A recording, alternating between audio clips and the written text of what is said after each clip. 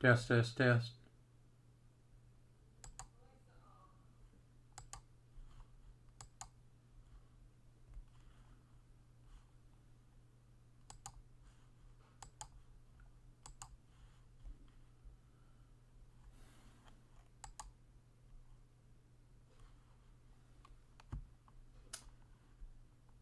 Here we go.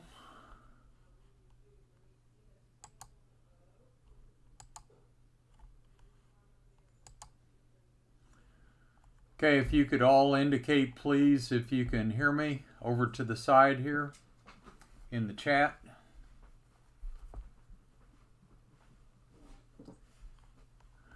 Oh, good. We got one can hear.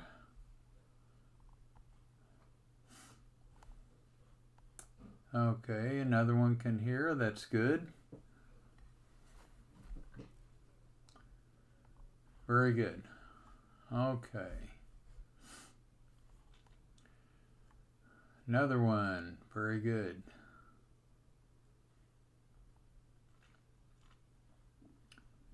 Please indicate if you can hear. We got 4 that can hear. Please indicate if you can hear.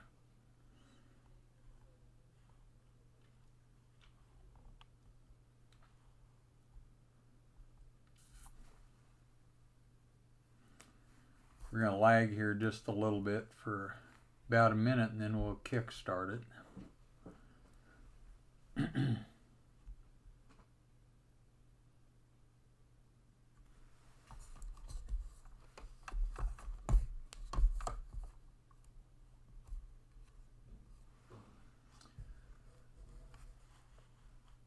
Okay, I want to welcome you here today. We have a really interesting section. We're going to talk about a lot of stuff, hopefully, that you don't know, so that you're learning something. That's the purpose of these. So, kind of tighten your seat belts, and we will kick it into gear here. So we're going to put some... Oh, wow. Missing something. Hold on just a second.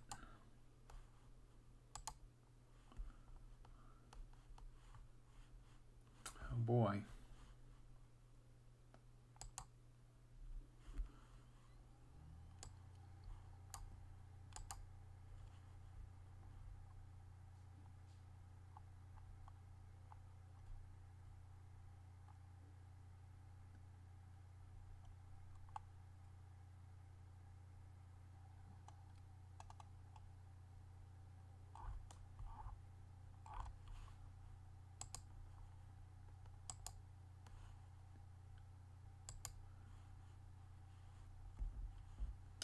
Oh boy. Okay. How am I going to do this? Sorry about that.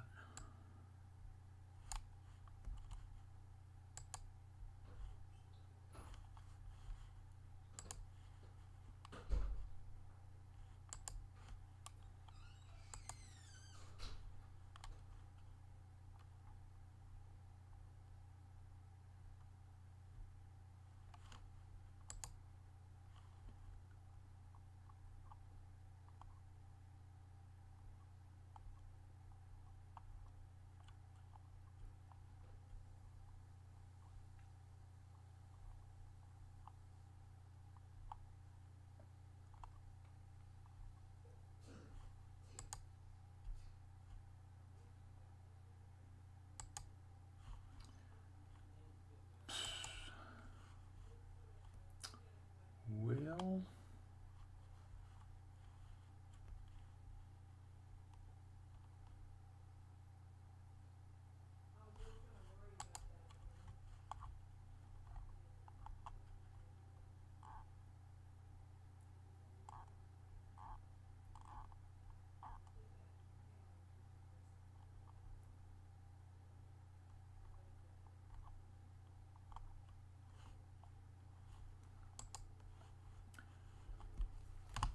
okay, I'm going to have to go out and come back in again. Sorry about this. We'll start up in just a minute here, okay? Sorry.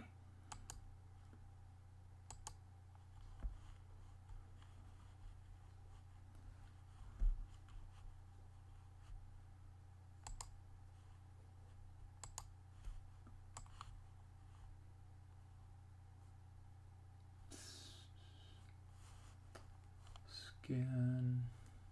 Come on now.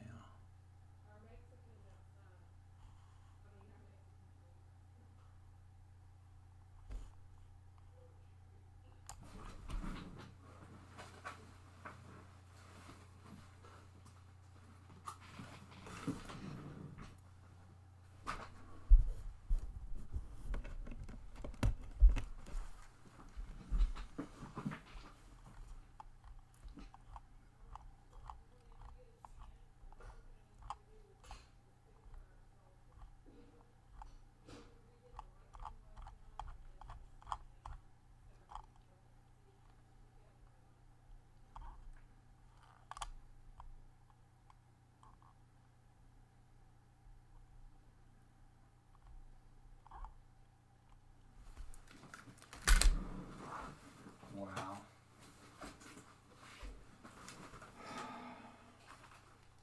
Put it on this thing. No, I had it up there.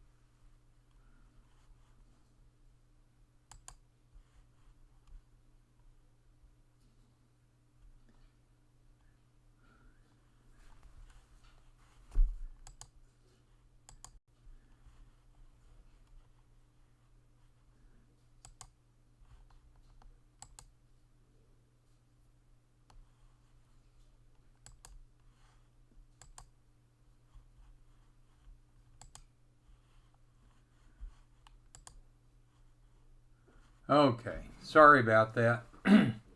had a couple of technical difficulties. Could you indicate again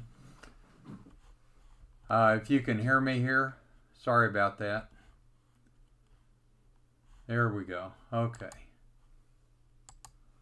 I apologize completely, so please forgive me. So, alrighty. Just a little bit of a delay. So, we're going to see about jumping into it now.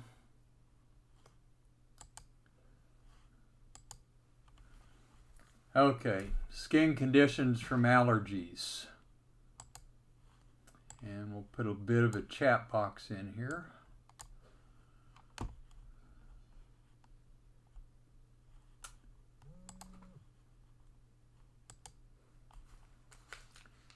If you would, make sure, I hear some background noise, make sure that your audio is turned off.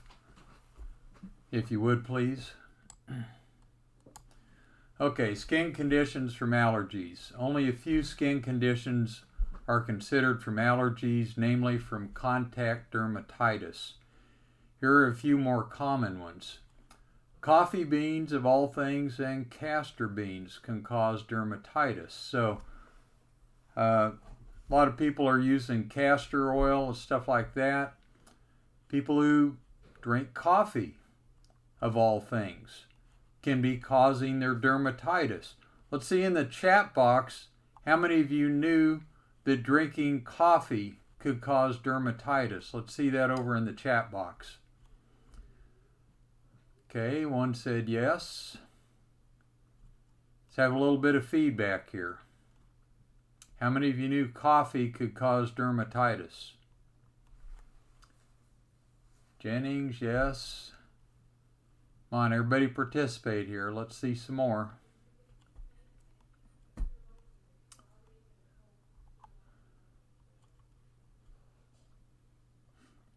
No, but we don't drink it. No from Matt. Okay. Okay, so we just want you to, I'm pausing here because I don't want it to go past you. And some of you, are using castor oil and stuff like that, for it also. Okay, Oborny didn't know it. Okay. Hives from ingestion of citrus and strawberries. Now, some of you may have known about strawberries, but how many of you knew that citrus could cause hives? Let's see that. And that would include citric acid, which is a very common preservative in different packaged foods. Few people knew about that. Okay. Any ingestion may prove to have an allergic potential to a certain susceptible person. Remember, all this is to certain susceptible persons. Skin testing, the usual method of determining such susceptibility, may not accurately reflect the true allergic state. Rather, susceptibility is better determined by demonstrating symptoms after deliberate feeding tests, which may be as immediate as inhalation or take as long as 3 to 4 days to occur. Therapy related to the ingestant is used thereafter. The major symptom of ingestant hypersensitivity is urticaria or hives, in which wheals or a raised swollen mark, and erythematous or red areas of the skin cause intense pruritus or itching and discomfort. Local edema or angioedema sometimes accompanies the urticaria, and this condition may be life-threatening if it affects the mucosa of the pharynx or larynx. So this is the big bad thing right here. Cause swelling in the throat, can choke you off and make you die pretty quick. This may result in severe respiratory obstruction. This is why they give you shots of adrenaline to immediately start backing that off. Atopic dermatitis, typically a rash that appears on the arms or behind the knees or on the cheeks, may occur anywhere. A common infant childhood affliction is often the first indicator of allergic disposition. So you have people who walk around and they look like they always have a blush on their cheeks. Okay? I bet all of you have patients like that. How many of you knew that that blush on the cheeks, the constant blush on the cheeks, could be atopic dermatitis from an allergic reaction? Probably thought it was some type of infection. How many of you knew that that rash on the cheeks, the constant rash on the cheeks, could be from an allergic reaction? Let's see it over here in the chat box here. Yeah, a couple. Good, good.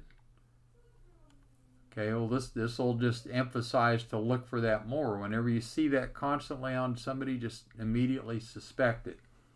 This infantile or atopic eczema may be clinically present as a persistent pruritic dermatitis that may be papular, exudative, or lichenified, involving the head, neck, and flexor aspects of the trunk and the extremities. So it can spill over in all these areas. Most provoking allergens are difficult to identify, varying from animal epidermal allergens or hair to various foods in the diet. Whenever it's possible to identify the allergen, avoidance is the best therapy. Antihistamines are useful when pruritus complicates atopic dermatitis or if there is urticaria. When angioedema is a complicating factor, epinephrine or adrenaline is most useful and can be used concurrently with intravenous antihistamine and steroids for severe cases that involve the larynx. Plants can mediate inflammatory reactions of the skin which mimic the will and erythematous red flare of the immediate hypersensitivity or the more severe reactions associated with delayed response. This effect is sometimes attributable to the nature of the plant itself, such as spines, thorns, bristles, hairs causing a mechanical injury.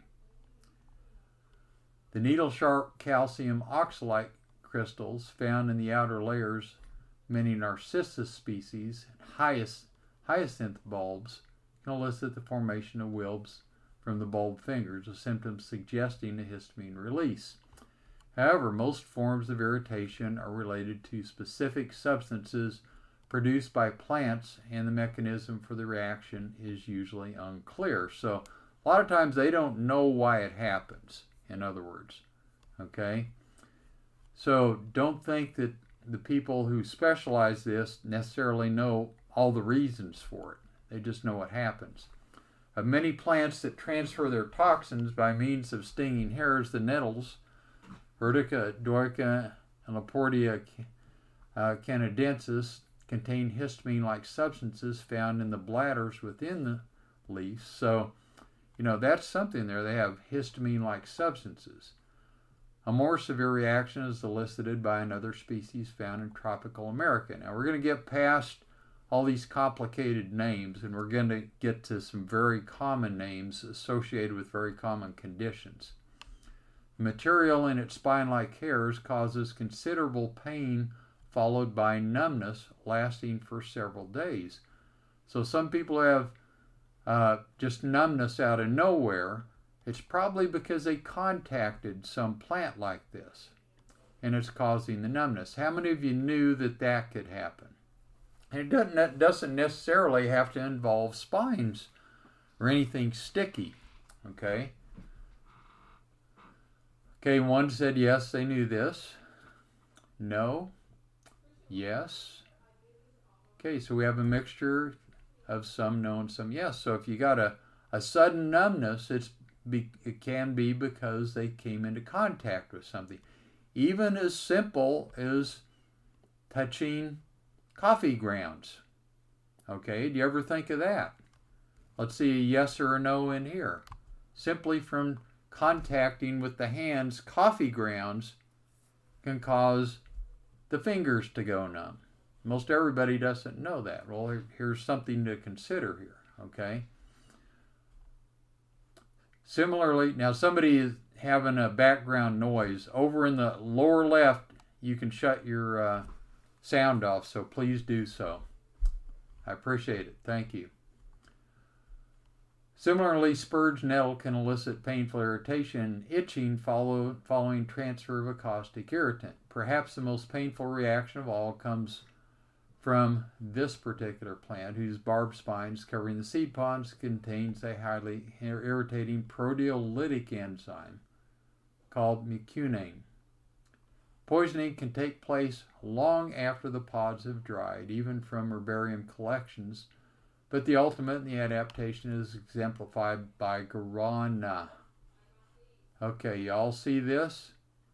Guarana, very high in caffeine, very big in energy drinks, can cause a lot of allergic reactions like this. So you take the substance to put the guarana pill in your mouth, or let's say you ingest it, get a little bit on your fingers, you can start causing these allergic reactions. How many of you knew that? Let's see that in the checkbox here. No? See a couple of no's coming up. Come on, let's have some interaction. Let's put some no's or yeses in here.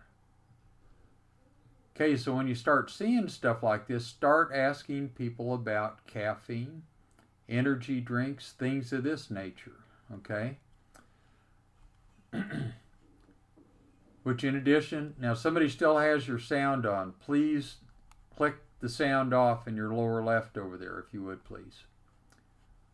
Harbors a butterfly larva having similar devices. So you get larvae from butterfly that can cause this. The sap of other plants, I thought butterflies were good and they didn't have any allergic potential, but yeah, the larvae do. How about that? The sap of other plants, which is caustic and corrosive, results in severe inflammatory reactions, including blistering of the skin on contact. Many of these plants are tropical, although a number are widely cultivated. Now, on the blistering, okay, you have fever blisters on the lips. Fever blisters on the lips that kind of come out of nowhere. And people don't seem to know where they're coming from. Did you know that that could be an allergic reaction? Let's see a yes or a no down in here. People come into your offices with fever blisters all the time. Of course, they want to know, well, how do I get rid of it? But what caused it? It could be simply an allergic reaction. How many of you realized that? A couple of you did. Okay. Many of these plants are tropical, although a number are widely cultivated. Characteristics of several of these irritant plant families is their milky or yellowish latex, usually found throughout the plant. Some latex possessing plants are harmless, but a majority cause either irritant or contact dermatitis, generally should be avoided. Now get this, not only the contact dermatitis, apart from dermatitis, they can cause eye damage and blindness. How many of you knew that? So you get a hold of something that's allergic potential, causes skin problems. You know, we always are scraping our eyes and like this. How many of you knew it could cause eye damage and blindness? So these styes and hordeolum and different things like this can come from touching things with allergic potential to the individual and cause eye damage. How many of you knew that? Let's see that in the chat box here. How many of you knew that? Come on, let's have a little bit of interaction here. Yes, no, no, no. Okay, so one or two yes, some no. So when you see people come in with this, immediately start suspecting that they came into contact with something when you see these styes and hordeoli, and etc. Several of these irritant factors have been characterized. Members of Brassica contain a glucoside, harmless if dried, but can be converted into an irritant mustard oil in the presence of water. Okay, Brassica. Okay, we're going to talk about that in a minute. A decomposition product of another glucoside has been isolated from the buttercup, produces blisters on the face and around the lips of children who may chew on the leaves or stems of the injured plants. Pineapple possesses the proteolytic enzyme bromelain, causes separation of the superficial layers of the skin, increases skin capillary permeability in a manner not unlike that found in the allergic wheel and flare reaction. So people handling pineapple or the bromelain in digestive enzymes, so you touch, you're rubbing, instead of popping it in your mouth, immediately swallowing it, you get it on your lips, you get it on your fingers, all of a sudden you have a reaction. How many of you knew that either pineapple or those digestive enzymes could cause that? Let's see that in the chat box. Yes, no, yes, yes, yes. Well, that's good. Several of you knew that already. So you can have wheals and flare reactions. Okay, photodermatitis. Photosensitization contact dermatitis is often caused by plants containing photosensitizing compounds related to furocoumarin. Okay, that's something we're going to come up on here in just a minute.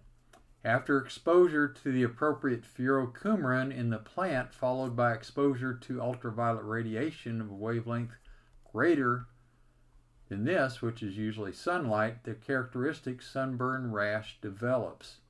Psoralen is a compound that has been used in the treatment of psoriasis, vitiligo, and eczema. So psoralen can actually be used for these different conditions, and eating the plants that contain it, therefore, can be. Psoralens are naturally occurring substances that belong to a group of compounds known as furocoumarins or furanocoumarins, either one of those. Okay, now here we're getting into some very common things here. Figs are on top of the list that contain psoralen. Also celery, celeriac, carrots, parsnips, and root parsley. Also certain spices and herbs. Anise, which is in licorice candy. Cumin, it's in a lot of cooking. Caraway, chervil, coriander, fennel, which is used a lot in herbal teas, especially for lung type of problems, and also to express milk in women who are feeding their young. Dill, so pickles, mustard are also rich in psoralen. What else is? Grapefruit juice. Psoralens are the things in grapefruit juice, by the way, that keep the drugs in your system and keep them from clearing the kidneys and going out. Grapefruit juice, Seville oranges used in marmalades, limes, and pomelos contain large amounts of this compound. So all of these can raise different lab levels. If you have elevated amounts of anything in your system, it could be because you are consuming large amounts of any of these. How many of you knew that? And they can also cause problems with photodermatitis. They can also help clear up psoriasis, vitiligo, and eczema. How many of you knew all those things about these common foods that people eat all the time? See over here in the chat box. Let's have a little bit of feedback on that. So when a patient comes to you and they have elevated blood tests, doesn't have to be a hormone, it can be any of the tests that are abnormally elevated. Could be from consuming any of these things, especially in a large amount on an ongoing basis. Okay? But it can also, a lot of people say, all of a sudden I have to wear sunglasses all the time. I can't stand the sun. Or, I never used to get sunburn, but now I just go out in the sun for a little bit and I get a sunburn. That can be caused from overconsumption of all of these. How many of you knew that? Let's see that in the chat box over here. Come on, let's add feedback. One person did, several don't. Okay, so when you have patients come in, all of a sudden they're complaining about having to wear sunglasses, or that they're sunburning a lot easier. Just immediately suspect, hey, they're trying to lose weight or keep weight off. They're eating any number of these right here on an ongoing basis. There are a lot of people that have dill pickles. They put dill in everything. People are eating a lot more of the licorice candy now because of those crazy commercials that are on. Okay, carrots are really big in a lot of salads, as are celery. So you can get that from a lot of them. People who are going to the Eastern food and consuming cumin, okay, et cetera, et cetera. When activated by sunlight or another source of ultraviolet light, sorolins may have phototoxic, mutagenic, photocarcinogenic effects. So when you're eating a lot of these over a long period of time, a certain susceptible person, guess what? It can make them more susceptible to skin cancer. Okay? How many of you knew that? Let's see it in the chat box there.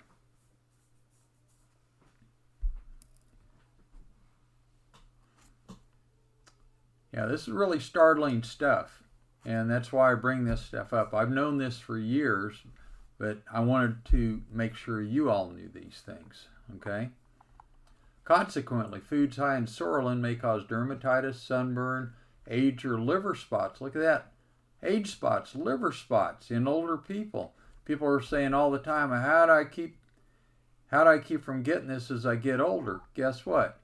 Ratchet back your consumption of these things because they cause age spots. How many of you knew that these common foods eaten in excess can cause age spots in older individuals?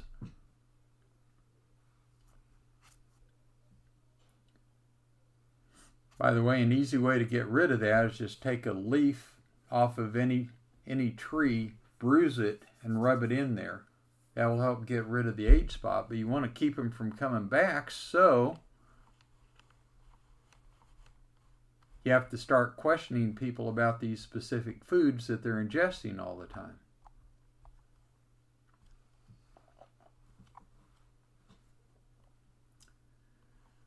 When skin is exposed to sunlight and is associated with an increased risk of skin cancer, for example, contact with this produce an edematous blush. Here's a plant. Okay, is there something in grapefruit that other citrus?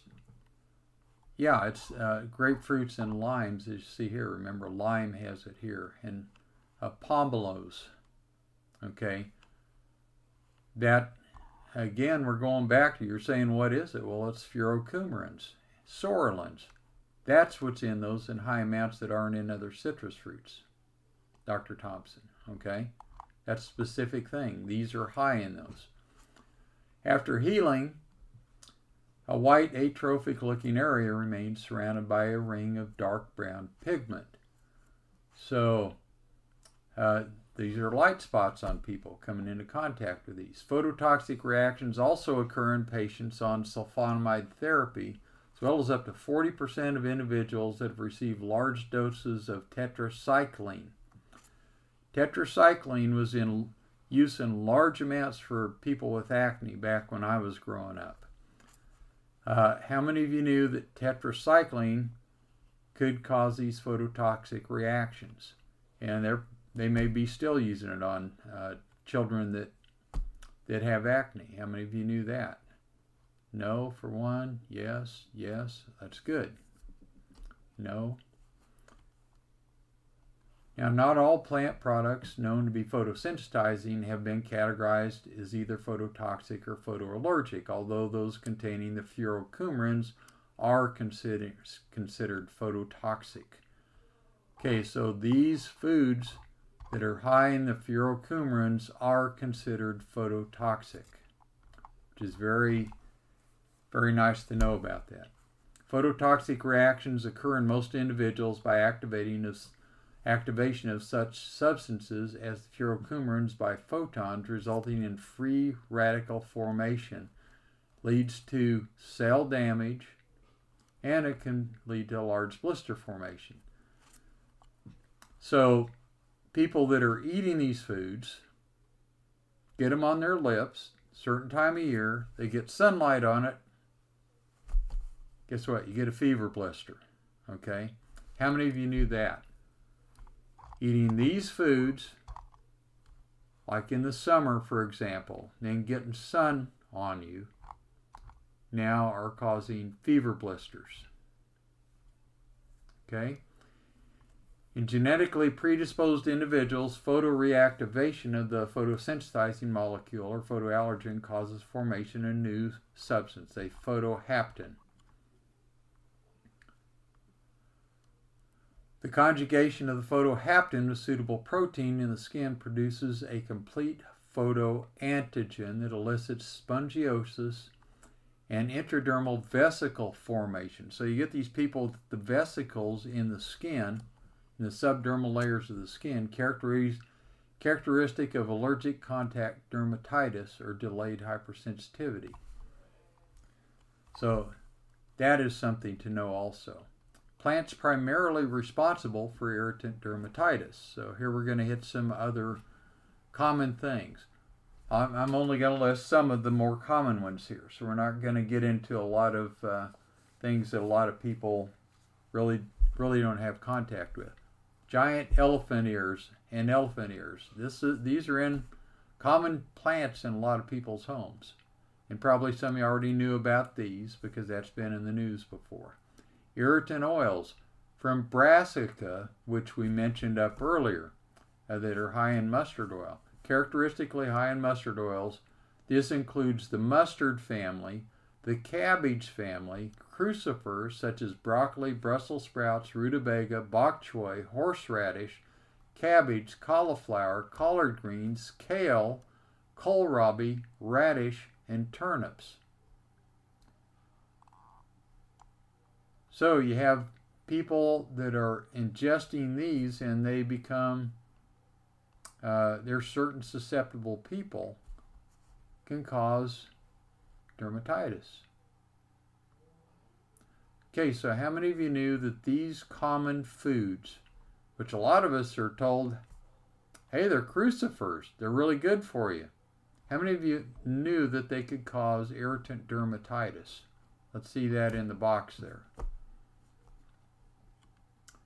One says no. Come on, let's have some feedback here. Another says no. No, no, no. And see, we're looking at very common things. This is why when you take a food history and you see that people are doing this to lose weight, get healthy, avoid cancer and all this, and they're over ingesting them, then they're causing other problems. Okay? That's the thing I want you to get out of this. Proteolytic enzymes from the pineapple. Latex from papaya. Papaya. Okay? How many of you knew that the papaya could cause an urgent a reaction like that? A very common thing, for example, when a person eats papaya, they get the juice on their face and then they get a red blush or an allergic reaction. Okay? Lily family, juice blistering, garlic, fresh garlic, or even dry garlic can do that. Calcium oxalate crystals. Here's some very common house plants. Hyacinth or daffodil. Milky latex, Osage orange, which has those green bumpy hedge apples. Okay. Sap, often yellowish. Celandine poppies, bloodroot. Bloodroot is used on cancer patients to suck the cancerous tumors out. How many of you knew that? Probably some of you didn't know that. Well, it's because it causes that blistering and draws the cancer out. Okay? Sap, buttercups, irritant spines, capsicum, stinging hairs or spines, stinging nettles or wood nettles.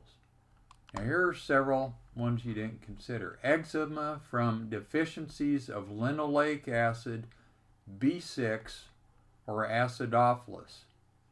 Okay, so deficiencies of linoleic acid B6 or acidophilus. How many of you knew you could get eczema from those deficiencies? Let's see that in the chat box over there. No? Yes? Yes? It's good. Some of you knew these because we talked about them in some earlier Thursday night areas. Acidophilus itself. How many of you knew specifically that a lack of gut biome, proper gut biome, could cause eczema? Let's see that in the chat box. Yes, that's good. Okay. Yes, great. Good, good. Okay. Of course, milk allergy, which we discussed a week or two ago. Okay, allergy. This group is characterized by halogenated phenol coupled with another halogenated aromatic ring that's sometimes also hydroxylated. Photoallergy differs from phototoxicity reaction. A couple of spelling things here. In several respects. Not only are these reactions rare, amounts required to elicit the response is smaller as well. Often the same substance can produce ordinary contact allergic dermatitis in the absence of light, and cross-sensitization between immunologically related substances has been demonstrated. Flare-ups can also occur at unexposed sites different from the area of initial contact. So they can be either local, or they can be distant, or there can be a cross-sensitization from, let's say, ingestion of different types of plants. In all cases, an incubation period is required before photoallergy is elicited. Ragweed, the oleorosin. Not many plant species with these photosensitizing compounds. In animals, photosensitivity reactions are caused by a lot of plants, such as many grasses. I didn't really even know this, for a long time. Bermuda, oats, sorghum or millet, legumes like alfalfa or clover. So you have your animals that have reactions, and it could be from these, very common areas right here. And humans. Okay, so we're having allergies in humans. Dill, celery, carrots, fennel, parsnips, St. John's wort. When they first came out with this for different types of depression, I started saying I'm going to start seeing a whole lot of photosensitization type of conditions. Sure enough, within months, people just started pouring in. My first question is, you're taking St. John's wort, aren't you? Well, yeah, how'd you know that? Well, then I had to pull out my book and show it to him. It's in a book called Medical Botany. If you can get a copy of it, a lot of this information I'm giving you comes out of that book, Medical Botany. And I will type it in here for you.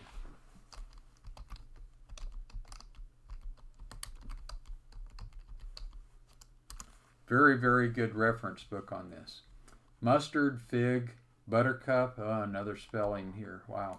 Goosefoot, lime, sour orange, rue. Okay, cellular mediated or delayed type, or a hypersensitivity type 4. This may take days or weeks to develop.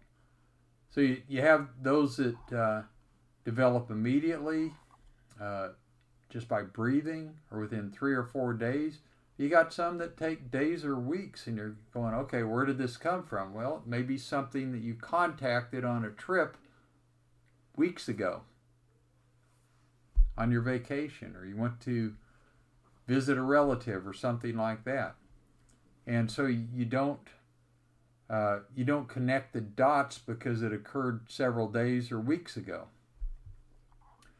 Often prolonged contact, boy, I got a lot of spelling things here, don't I? With an antigen is necessary, and the reaction depends on the formation of specifically modified lymphocytes from the thymus-dependent series, or T cells.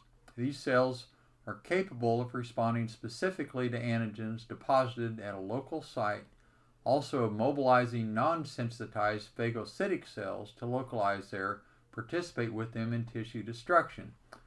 Unlike immediate hypersensitivity, a reaction is not apparent for 12 to 24 hours, when inflammation and necrosis appear in the affected area. So, this could be, for example, poison ivy, poison oak, etc., etc. Substances of plant origin or chemicals, including heavy metals, can act as haptens. Small molecules which, when combined with a larger carrier, such as a protein, can elicit the production of antibodies which bind specifically to it in the free or combined state, to mediate a delayed hypersensitivity response after prolonged or repeated contact with the skin. Sensitization is dependent on attachment of the chemical to the structural proteins of the skin, which results in a change of the skin proteins. Alone or through release of substances from epidermal cells, this type of antigenic alteration can stimulate a specific inflammatory response that produces symptoms of pruritus, or burning or stinging, erythematous macules, papules, vesicles, exudation, and crusting after 24 to 48 hours. Sensitizing substances in most plants are found in the oleorosin fraction, includes volatile oils, rosins, and balsams. Occasionally, water, glycosides, other aqueous fractions may be the sensitizing materials. Most dangerous, poison oak, ivy, or sumac, which at least 70% acquire dermatitis on casual exposure to. Prolonged exposure would probably render even more of the population sensitive. How many of you knew that only maybe 70% of people actually had a reaction to poison oak, ivy, or sumac? Let's see that over here.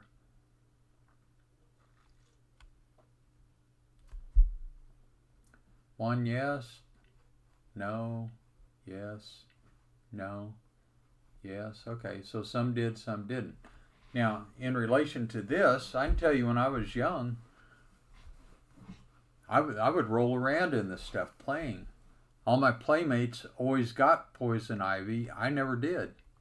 And as an adult, I started going to the farm where my dad grew up. I wouldn't even have to come into contact with you. It can blow off and hit your skin. It can blow off the leaf, and you get it that way. You don't even have to touch it, okay? And I got it like 3 or 4 times in a row, and I'm going, why am I getting it when I didn't before? And I started thinking about it, and there's an ice cream shop called Brahms, and I would be stopping by every time on the way to the farm. I would stop and get a Brahms ice cream. And I thought, I wonder if that could be it, because I never used to do that. And sure enough, I stopped doing that, and I quit getting the poison ivy. So after that, I started telling patients, they'd say, you got anything to stop the poison ivy? I'd say, yeah, you drink a lot of milk, eat a lot of ice cream? Oh, yeah. Stop. Every one of them stopped getting reactions to poison ivy, okay? How many of you knew that? That milk could be a big sensitization agent for poison ivy. How many of you knew that? Let's see that over here. Okay, good. You learned something here. So, when people come to you with that, just tell them about my experience and my patient's experience. Just say, hey, just ask immediately, do you have a lot of milk or milk products? Well, stop it, and you're probably going to stop reacting. Every single patient that I told to stop milk products quit reacting to poison ivy, just like I did. Okay? These plants have also been known to elicit severe reactions in the oral cavity and GI tract if inhaled. Okay, plants causing contact dermatitis. Hops. Oh, wait a minute. Beer and near beer. And there are a lot of herbs to help people relaxed that have hops in them now. How many of you knew that hops could cause contact dermatitis? Let's see that in the chat box here. Oh, one knew that. That's good. No, no, no. Okay. Dill. People eating pickles. Celery. Caraway. Peels of bitter orange, regular lemons, and limes. Wow. The peels of these things can cause contact dermatitis. How many of you knew that? This is getting really interesting here. How many of you knew that just contacting the peels of lemons and limes could cause contact dermatitis? One says yes. There's a no. Yes, yes. Okay, so those wedges of lemons that they put on your ice water and iced tea. How about that? These patients that have this dermatitis all the time, now you can tell them, hey, do you have these wedges of lemons or limes on your ice water and tea all the time? You just pull them over to here, get a copy of this and show them and say, start telling them not to have that anymore. And like magic, it goes away because they have repeated exposure. You ask them, do you have pickles on all your hamburgers and stuff like that? Do you eat a lot of celery in your salads? Spearmint, chewing gum? Yeah. So they're chewing the gum, they get it on their fingers, they rub their skin, and they get dermatitis. How many of you knew that? Let's see that in there. Just regular chewing gum with spearmint in it can cause contact dermatitis.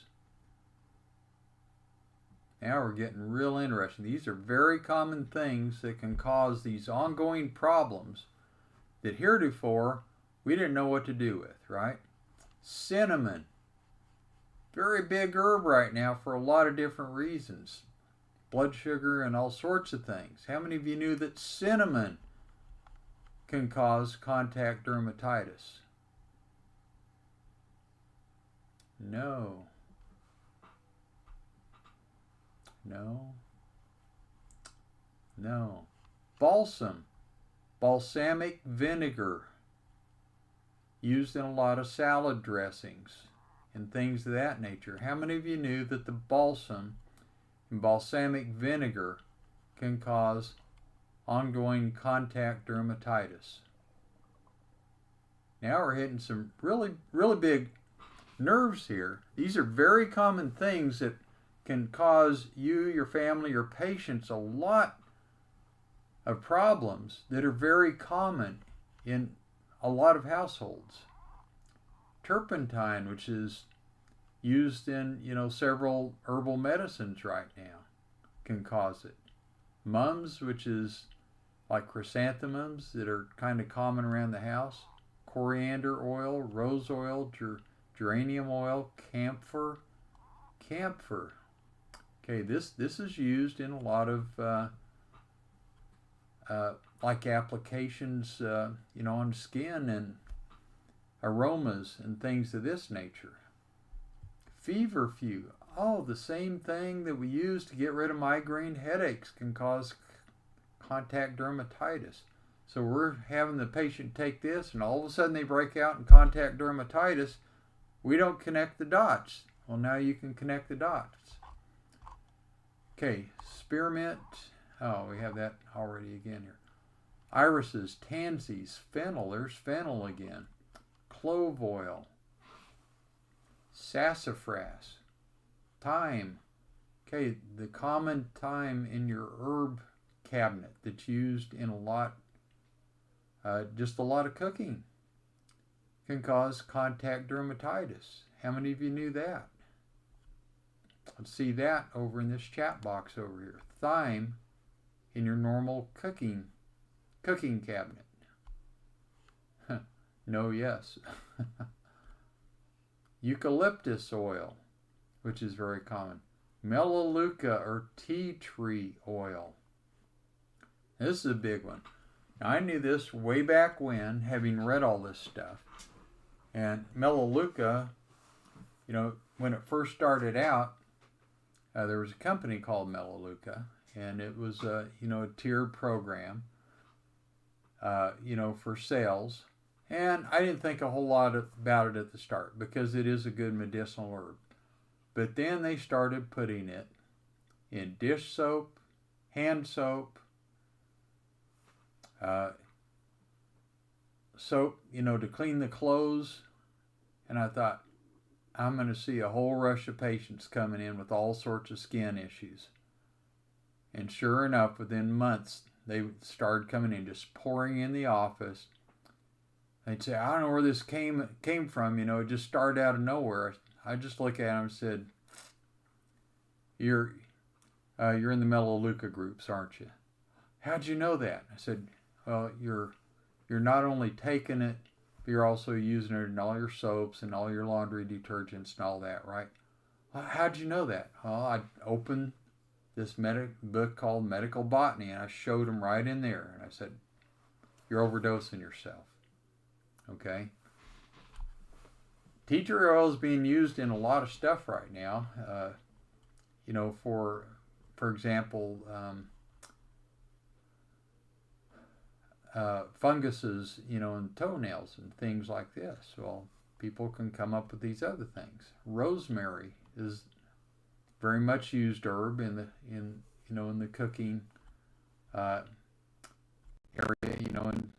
Just like thyme. Ragweed, we could guess at. Chamomile. Whoa, chamomile. That is in a lot of herbal teas and herbal formulations. How many of you knew that chamomile could be causing contact dermatitis from those teas that people are drinking? Let's see that over here in the chat box. Chamomile, herbal tea. No? Come on, let's have some interaction in here. No. So basically what I want you to get out of this is, get a copy of this stuff. And when people come in with skin issues, especially long-standing, that could have just started, pull this out and say, go over the list with them. Say, do you use this in cooking a lot? Or have you been using this herbal tea, etc., etc.? Burdock is really big in the herbals, okay? Burdock is really big in the herbals, and it can cause contact dermatitis. Sagebrush, wow, sagebrush. So in the autumn especially, people are cleaning sagebrush out of their yard from being blown around. There's mums again. Artichoke. Wow, some people eat a lot of artichoke. Marigolds, cocklebur, primrose. Oh my God. Evening primrose oil can cause contact dermatitis. How many of you knew that? Evening primrose oil can cause contact dermatitis. The very stuff that we give people to help, with essential oil problems. It can actually cause another issue after we have them start taking it. Cashews. Cashews can cause it. So now you got people going to Oriental restaurants and they order cashew chicken, for example. Then they come up with a skin problem. They get on a kick because they heard Oriental foods are a lot better than the American foods. So I'm going to eat a lot of them. And they start putting this in their diet, and all of a sudden they start coming up with other things, and they're not connecting the dots. Okay? There's mangoes, capsicum, cayenne pepper again. Elder. Elder is very big in herbs, just like burdock is, as correctives. Maple syrup can cause contact dermatitis. So they go to IHOP. They go to somewhere that has maple syrup in it. which is, several of the major chain restaurants have at least some maple in their syrups for their pancakes. How many of you knew that the maple syrup could cause contact dermatitis, such as that people are using on their pancakes? Let's see it over here in the chat box. You can ask people simple things like, have you had pancakes recently when you hadn't had them before? Well, yeah, how'd you know that? Yeah, you used maple syrup, didn't you? Well, golly, how'd you know that? Well, I'm an expert in biochemistry. That's how I know those things. There's ragwood again, ash, mango, poplar, elm, balsam, cinnamon, vanilla. Oh my Lord. Vanilla is a flavoring in almost everything in boxed foods. How many of you knew vanilla could cause contact dermatitis? Come on. Yes. Hey, one person said yes. No, no, no, no, no. Just remember, vanilla is way out there in all sorts of box type of foods and baked foods. Gums, so any type of chewing gum. Okay? Look at all that stuff that we learned tonight. Very, very interesting things that you can help people with. Heretofore, you've basically been saying, well, let's give you this to take care of that. Now you can say, not only let's give you this to help you get through it, but hey, here are some things that are causing that you need to get away from. Do you have these flowers? Do you have these plants around?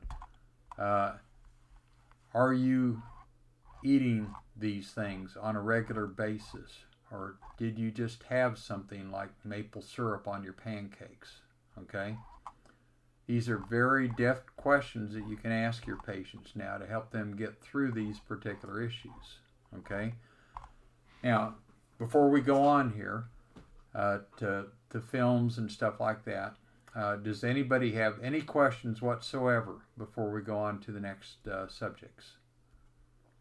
Anybody have any questions whatsoever before we go on to the next topics? Now's the time to ask. Of course, I'll ask you again later too at the very end. Anybody have any questions on any of these things that can cause dermal type of things from allergies? Okay.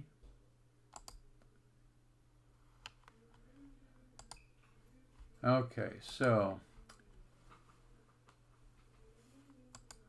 oops, nope. Okay, now we're going to go to evidence-based medicine, and a lot of us encounter this term, and we're told to use evidence-based medicine and best practices, but we just don't know what it is. We've never been told. We just brandish these things around. And I think it's really funny. I probably didn't tell you this story before, but when I contacted PACE for my courses, the guy that's over accepting courses for PACE, I told him all of my courses satisfy evidence-based medicine and best practices. And he said something very interesting. He says, I was on the, and I said the ACA bases for this. He said something really interesting. He says, I was on the ACA board for 10 years and I don't even know what it is. So I immediately sent this back to him. I said, it's right on the ACA website. That's all you had to do. Of course, he got really embarrassed. But that's where this came off of, and it's right on the ACA website. Basically what this says is evidence-based medicine and best practices means that you're using the best studies to back up what you're doing, plus your own experience. So when you combine those two, as you go through this, and you can have a copy of this, just ask for it and I'll send it to you, or you can go on the ACA website. And this is taken out of the British Medical Journal also. Okay? So basically, the ACA also relies on the British Medical Journal standards. And so you can have this, anybody ask you if you're following those things, you can have a copy of it and say, yeah, I'm following those things. It's really simple. Evidentiary studies and your own experience, and you got it. And we all do that. So it's pretty simple. Okay?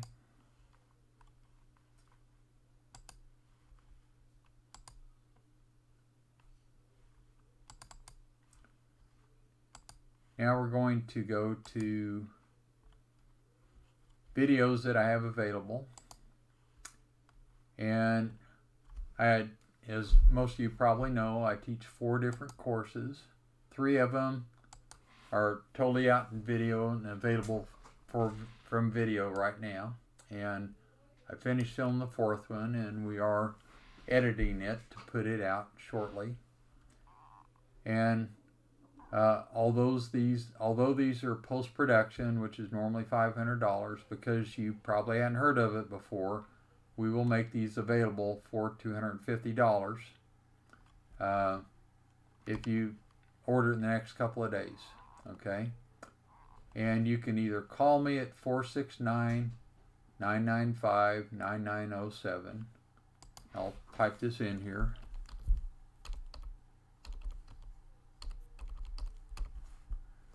Or you can contact me at my email.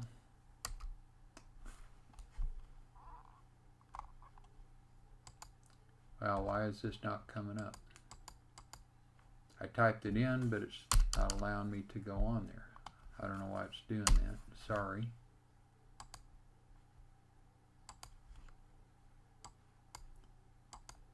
Let me go out for a second. Maybe if I go out and come in again, it'll do it.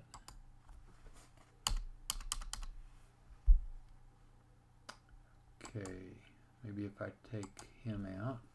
Oh.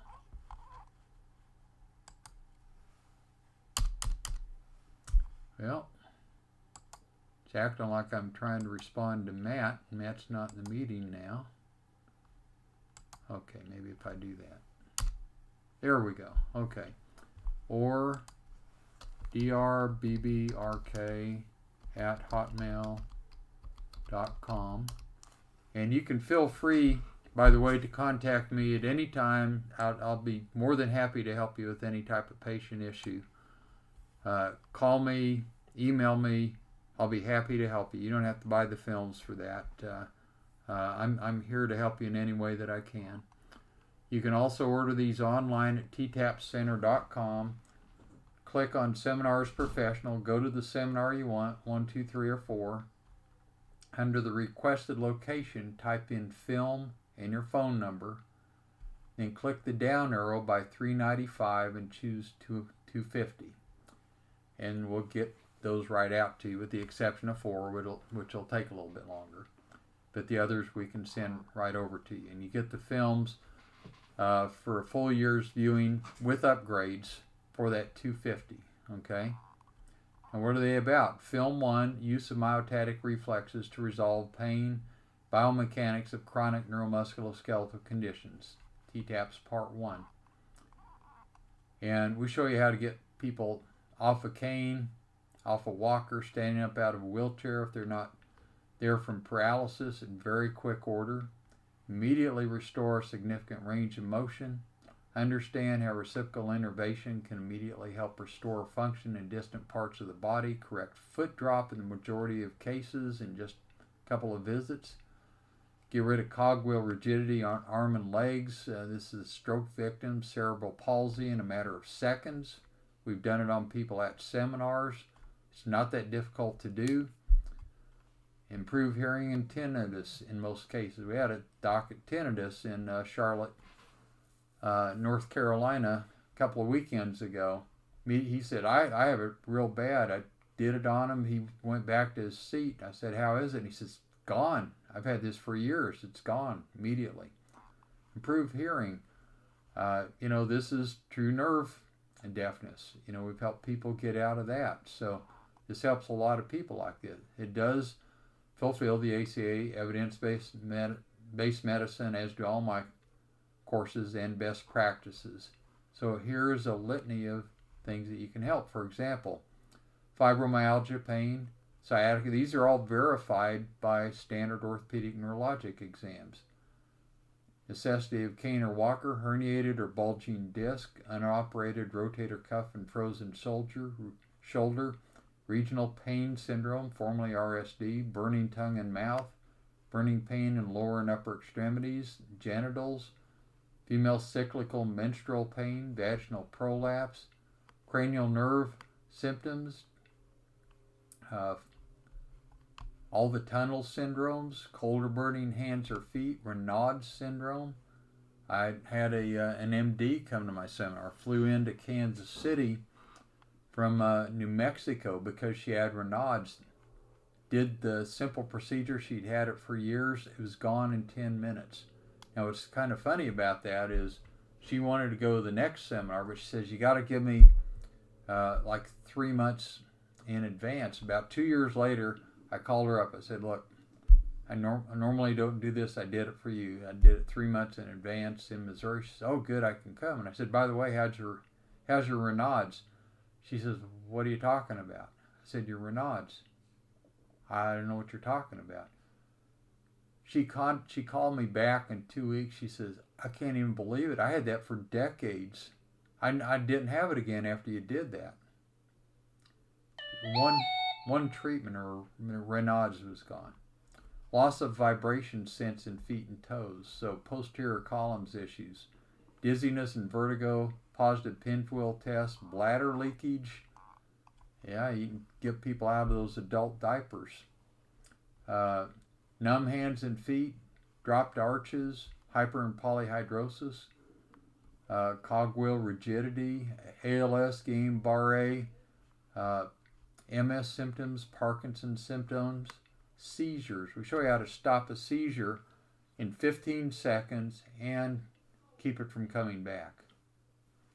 I don't know any other seminar that teach this. And they're very simple to do, and we show you the simpleness of it. You will be amazed, guaranteed. These are not reflexology, AK, CRT, PNT, TBM, transverse friction massage, spinal reflex therapy, contact reflex analysis, totally unique stuff. It is based on known tenets of acupuncture, Turk point therapy, reflexes in neurology, found in Laws and Tenets in Dorland's Medical Dictionary, Chusid's Neurophysiology, Guyton's Textbook Medical Physiology, and others as taught in all CCE accredited chiropractic colleges. Verifiable totally by standard orthopedic neurologic exams.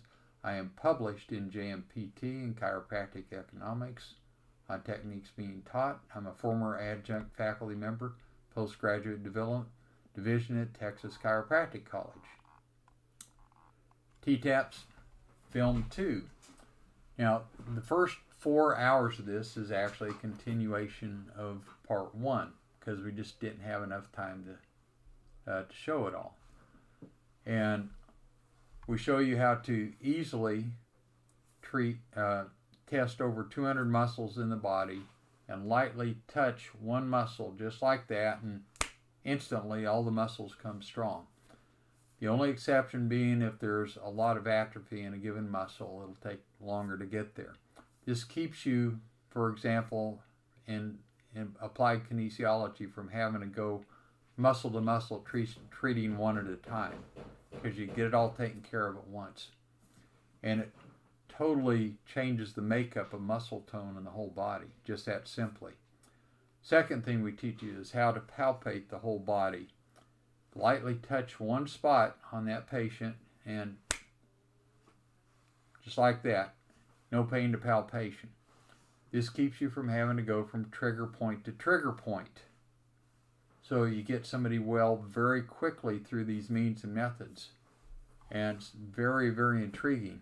Then we show you how to, this is called scar tissue and rehabilitation here. Then we show you how to rehab somebody in about a fourth of the time that it normally takes.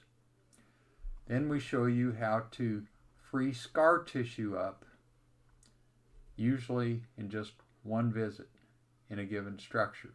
Okay? Now, just to give an example, ART teaches right in their seminars it takes them 4 to 6 visits to clear out the scar tissue in one muscle. Graston, in their seminars, 6 to 10. Transverse friction massage, right in Cyriac's manual, says 10 to 20 visits to clean out a muscle. We show you how to do it in one. Very few exceptions to that. So you can work on a lot more people, things in a person in a lot less time to get them better, is the main thing about this. Okay? It's all evidence-based. Now, just for example, in athletes, and this, of course, applies to the regular patients, hamstrings, ankles, wrists, golfers, tennis elbow, rotator cuff, knee, turf toe, shin splints, chondromalacia patella, weak ankles, trick knees, plantar fasciitis, myalgia paresthetica, bronchitis and asthma, gagging, esophageal spasm, reflux esophagitis, TMJ syndrome.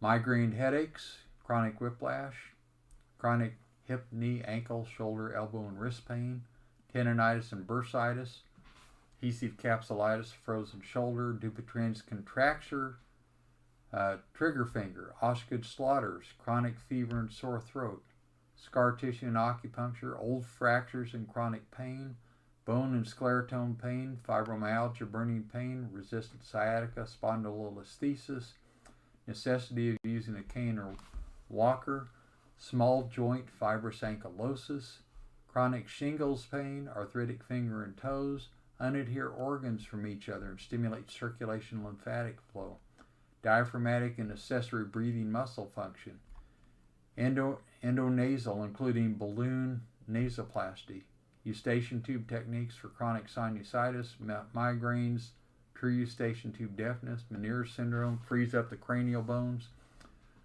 so you can more easily take care of those, female cyclical menstrual pain, vaginal prolapse, dizziness and vertigo, herniated or bulging disc, rotator cuff, frozen shoulder, foot drop, hearing loss to different frequencies, tunnel syndromes,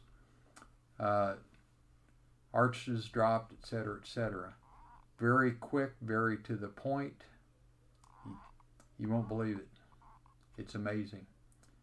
Now the first one takes care of mainly reflexes and small amounts of scar tissue in the skin. Second one, scar tissue and rehabilitation.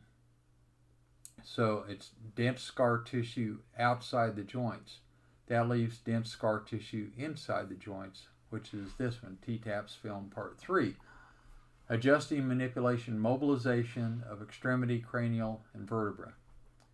Now, I've taken care of over 40,000 patients from all 50 states and 97 countries, over 3,000 athletes, over 800 of which were professional, number of university, collegiate, high school, etc. 12 professional athletic teams, including 3 foreign national teams. I was the first chiropractor invited to treat athletes at the NFL Run for Daylight and Fastest Man competition. Now, here's a litany of different things that we'll show you how to do very simply and easily. Now, I'm going to preface this by saying you haven't lived unless you've had to take a 73-person football team, treat all of them in the hour before the game, all of them again at halftime, and then all of them again immediately after the game. So with a couple of hour-and-a-half breaks in there, you treat 220 visits. Okay? You learn how to do things quickly and efficiently, and you have to get them better or you're not going to be there that long. That carried over into my regular practice. Ribs and costal cartilages, golfer and tennis elbow, chondromalacia patella, bunions, dementias, high arches, flat feet, drop transverse cuboid arches, reliably relieve reflux esophagitis, esophageal spasm, upper GI conditions, hiatal hernia. This is an adjustment, an osseous adjustment. It's not like you learn in applied kinesiology to take care of those things. It's what's actually causing the need to treat that stomach and push it down. Acromio and sternoclavicular, chondritis, costochondritis, hallux rigidus, hammer and claw toes, bowed legs, knock knees, frozen shoulder adhesive capsulitis, rotator cuff, all the tunnel syndromes. Dementias, you see dementias in there? I show you how to treat the knee, and immediately the person starts getting their mind back. And I show you how I came up with that. And one of the doctors that I'm mentoring was having a glitch in short-term memory. He did the same thing on himself. He said, I couldn't believe it. My short-term memory immediately started working. I've had trouble with it for decades. And I never thought of using it for short-term memory, but he did. Okay? Cranial techniques. Now, I'm the only chiropractor on the preferred physician list for autistic children in the state of Texas. We take children who speak in squeaks or only single words. We get them speaking sentences, then paragraphs, then go back into class with regular children. And it's a very specific way, very easy way. It takes about 3 minutes how we show you how to treat the cranials. Very light touch. Stop elusive migraines, vision, hearing, tinnitus, organ and gland dysfunctions, TMJ dysfunctions. You won't believe what we show you here. Now, all those first 3 seminars address the nervous system. The nervous system is responsible for secretory and excretory events in the body. They control those things. So when you learn those first 3, you're going to find that the elusive nutritional intervention that hasn't been working just clears up by itself, because it was actually a neurological issue that you didn't realize that it was and you didn't know how to correct. So those things just get amazing changes in body chemistry from those first 3 seminars. Now the 4th seminar is biochemical individuality. So this is very strict body chemistry issues, and we teach this in a different way. We show you the chemical pathways, and we teach you about negative feedback loops. And we show you that you may have to intervene 2 or 3 steps before or 2 or 3 steps after where the symptoms are. Whereas normally what we're taught is how to intervene where those symptoms are. It's a very different approach. You're going to find that you get a lot quicker response doing it that way, maybe responses that you never got before, where you're actually figuring out where the actual cause of the issue is, okay? And we like to talk about causes, but we show you an entirely different tiered way of how to find the causes here, okay? Now, I hold an MS in biology emphasizing human nutrition. I'm a master herbologist. I've been a member of 6 nutritional, medical, and scientific boards of major nutrition companies to form nutritional supplements. I performed over 15,000 nutritional assessments. You're going to learn how to take people who are allergic to virtually anything, get them over their allergies. Autoimmune disorders, you're going to learn why they really aren't autoimmune disorders. How to correct dysmenorrhea, excess and prolonged flow of the menses. How to correct bone mineralization, such as osteopenia, osteoporosis, fractures, infections. We're going to show you how to keep people from getting reinfected.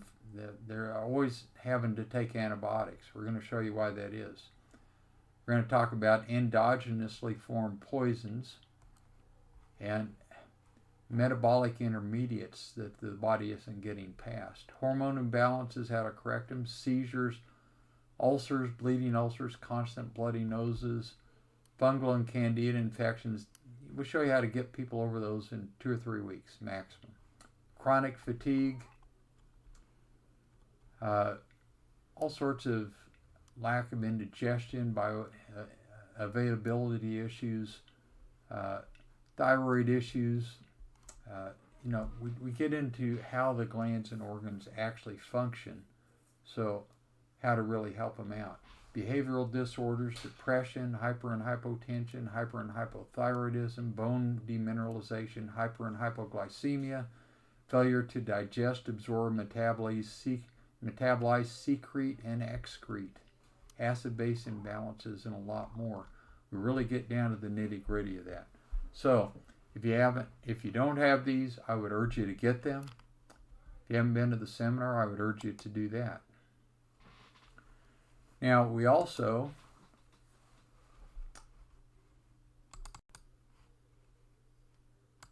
do mentoring, and here are mentoring testimonials from a number of people that we've helped with that.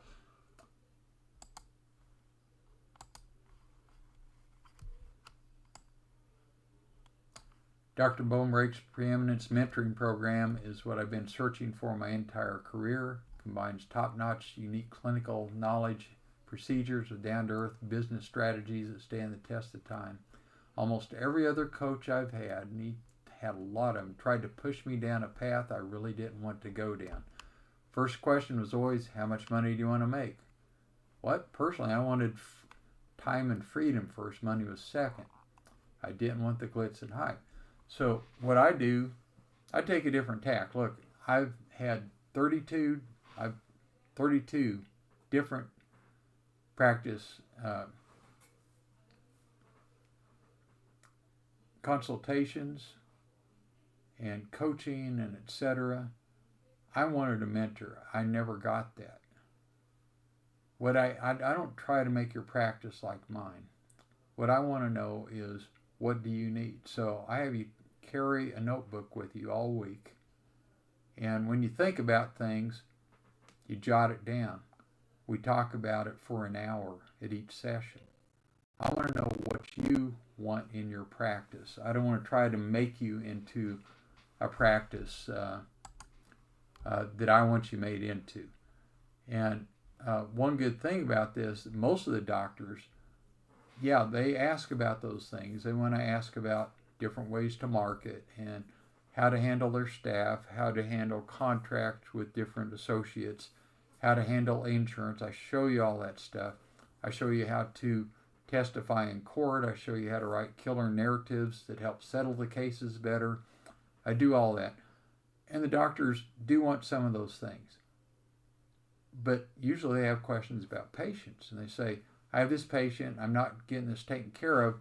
What I do? Well, I take you to the different courses that I have, and I say, okay, here's what you do. This is what you do first, second, third, fourth, because they want to know how to take care of those patients, and that's a really big part of this. And I give you a lot of stuff so that you don't have to go digging for it, because I have a lot of experience in it. I want you to make very quick decisions to help that patient, as well as anything that goes wrong in your practice.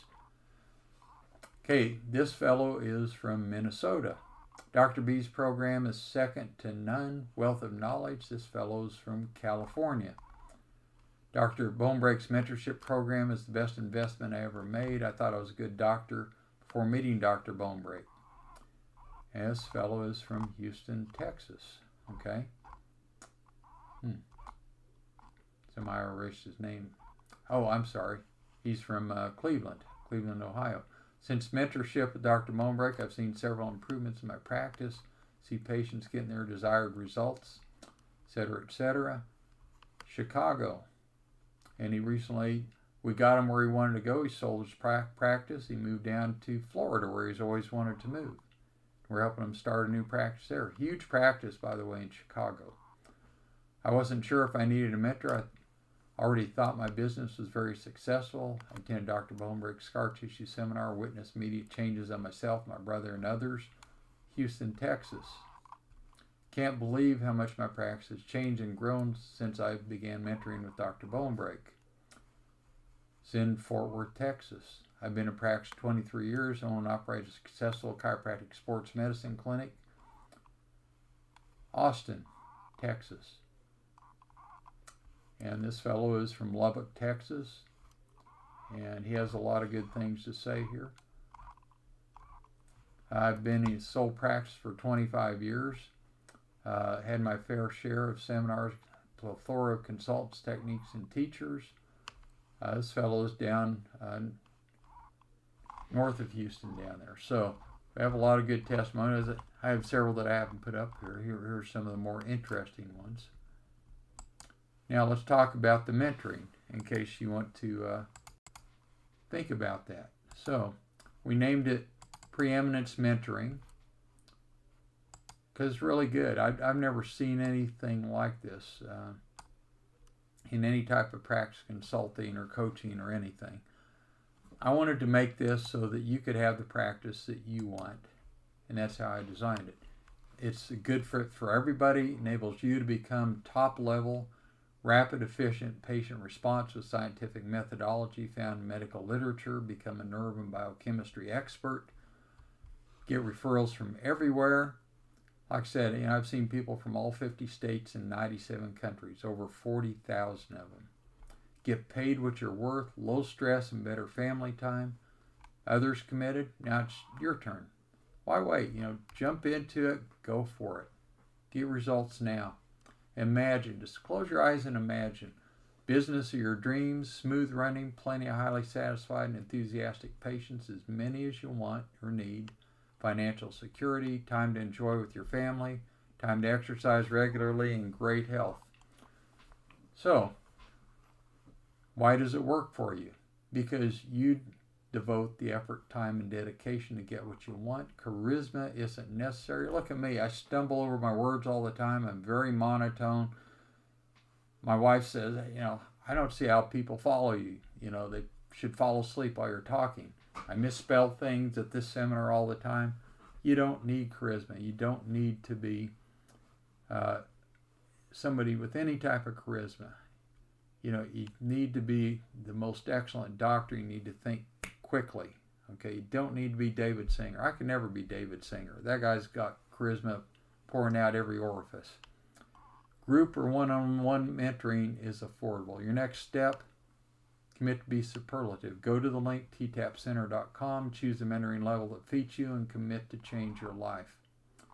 So, what are the levels? We have a 12-month group mentoring.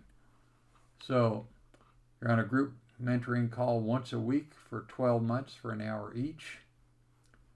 $250 a month or one payment of $2,500 saves $500. Okay? And you listen to everybody else asking questions and questions you may have, and you chip in, you say, this is what I want to know also. We can run into any area of practice that you want. If you want to up to 1 year one-on-one mentorship in the first 3 months, you get all those benefits. What's the next level? 6-month one-on-one mentoring. So this is just you and me for an hour, once a week for 26 weeks. $1,000 a month or one payment of $4,000 saves $2,000. Get to talk about absolutely anything that you want in your practice one-on-one with me once a week for 26 weeks. If you step it up to the 1 year one-on-one mentorship in the first 3 months, you get all those benefits. What's the 1 year? Well, 1 year, 52 weeks, one-on-one with me for an hour each. You get all the 4 films for a year. After I'm done editing these films, we're creating a link for your website for each of those parts. And basically what this does is it shows, now I have thousands and thousands of doctor and patient testimonials from each of the 4 parts. I've taught over 2,000 doctors. And basically it's a link that goes through from your website into what I'm going to prepare. It's going to be alphabetically indexed. Prospective patients and regular patients can go there and click on a specific topic. And they can go to it.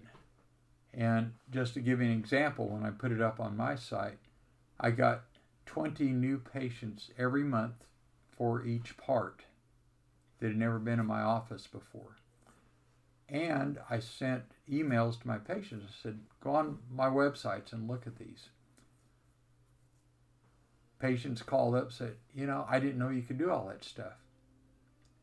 I need to come in and have you take care of that. So I got 20 re-ups from patients who'd already been in for each part. So I got essentially 160 new patients every month while I was doing that, just off of putting those links on, where I'm going to make it available to you. You get that free for a year with the one-on-one mentoring for a year. If you don't want that, you can, as soon as that goes up, you can have each of those levels for $50 a month. So $50 for each part. Well worth it. You're going to get a huge rush of patients off of it. We're going to have a doctor's blog. And you'll be a part of it with all the other doctors that are in mentoring. And not only do you talk about, you're going to say, I'm having trouble with this patient. Well, what would you do? They're going to put in, well, I use TTAP's part, this and that. But you're also going to get stuff from their own experience. So it's not only going to be from the TTAPs, but doctors interacting with other doctors. And if you want me to chime in, we can't figure this out. What would you do, Dr. Baumberg? I put that in there too. If you don't want the 1 year one-on-one, we're going to have this up for $50 a month for each part. And you can be a member of those doctors' blogs. Really help you with your patients. Okay? So you get all of those. And we show you really how to communicate with the patients. And I think communication is a really big thing. Even though I stumble over all my words, I like to be short and quick and efficient. And this isn't Scientology or any of this stuff. It's stuff that I came up with. And we had a doc just start with the mentoring just a few weeks ago.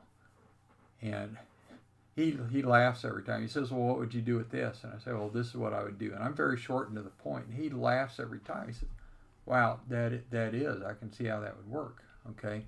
We want you to learn how to communicate, not be wordy about it. So I found out a long time ago, when you try to be wordy about stuff, you get into arguments. And I don't like arguing with people. It's a waste of time.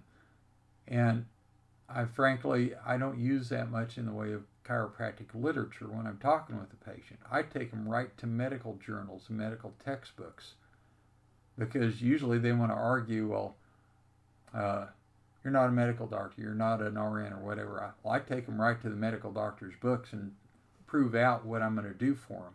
They go, well, why didn't my medical doctor, why didn't my nurse do that? I don't know.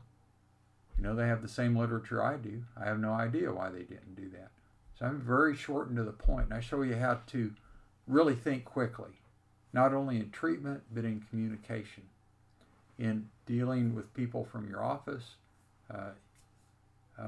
associate doctors, attorneys, etc., etc. I show you how to testify in court, all of that stuff. Anything that you want to know about nutrition, we have all of that expertise. Okay? Now, commit now to achieve your dream practice. Business results count on effort and following directions. Right now is the time to lose excuses, take consistent action. If you do this, sign up. If you're not willing to do it, don't. It's not going to work for you. You're the one that has to take the action. We give the information and encouragement. You're the one that has to take the action to improve your life. And that's the up and the down about it, okay? And the longer you wait, the longer it's going to take you to get there. If you don't ever act, you may never get there. And I'm here to give you my experience to help you get there quicker. Now, okay, before we cut it off for the night, thank you for being here. And I need to know if you need to know an answer to any other questions. Now's the time to do it. I can be here for several more minutes if you want to ask any question about anything. Just please ask right now. This is the time to do it. So any questions about anything whatsoever relative to treating a patient, any of the topics that we covered today, if you want to ask about mentorship, any of that, now's the time to do it. Or you can call me, email me later about the mentorship or anything as well. I'm here for you. Don't think that you have to be in a mentorship to ask me about any patient. I want you to have success with your patients, okay? That's why I'm doing these free classes and giving out this free information. Okay, any questions whatsoever? Okay, I want to thank you so much for being a part of it, and we will have a different class next week. Thank you so much for coming, and we'll talk to you later. Thank you.